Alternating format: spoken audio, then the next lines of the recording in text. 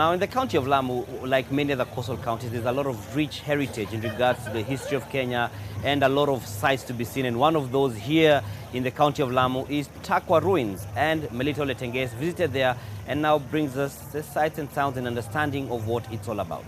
Watch. We are actually at Takwa ruins. Takwa ruins is one of the oldest Swahili city-states, or rather remains of one of the oldest Swahili city-states. The site is characterized by very large stone buildings which are constructed from coral rug and lime mortar.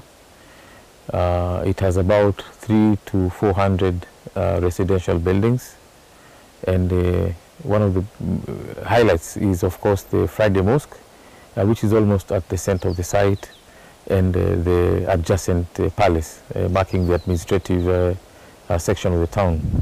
The site is one of the best sites in terms of security. The people who lived here definitely chose it because of its secure location. The site is only accessible conveniently from one channel.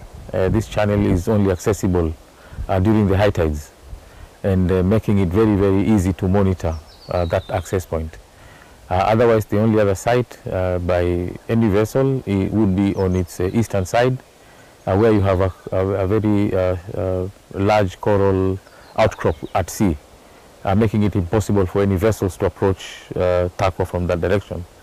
The other defense mechanism, of course, was the town wall.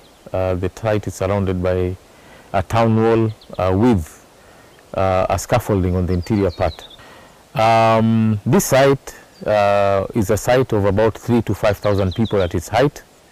As I mentioned earlier, it is one of the independent city-states. It had its own administration, it had its own governance structure.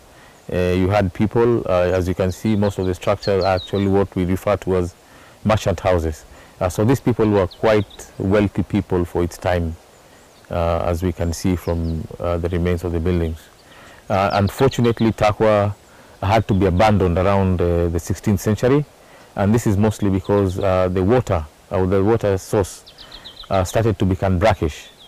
Unfortunately, this is a coral island, making its natural recharge for groundwater very difficult because you cannot have penetration of water. So the little water that had been here got exhausted, and it turned so saline. So the people had no choice but to move away from here. For instance, if you were to go to England and you are in London, the first thing you'll think about is the Museum of London. That's where everybody goes. And you are able to learn the culture of the English, what they started, the artifacts that they've kept, the kind of life that they led, all the way from the time Anglo-Saxons, you know. All this they have. We come to Kenya, we only think of animals, which is good. I'm not saying that wildlife is anything to ignore, but please just remember that even in Kenya we have something. Go to China. The first thing you're told is the Great Wall, which was built I don't know how many years ago. And everybody goes there. If you are in China, you'll find even the Chinese, in fact, they are more than the foreigners going climbing that wall of China. So we should be able to appreciate our heritage. We should be able to promote our heritage.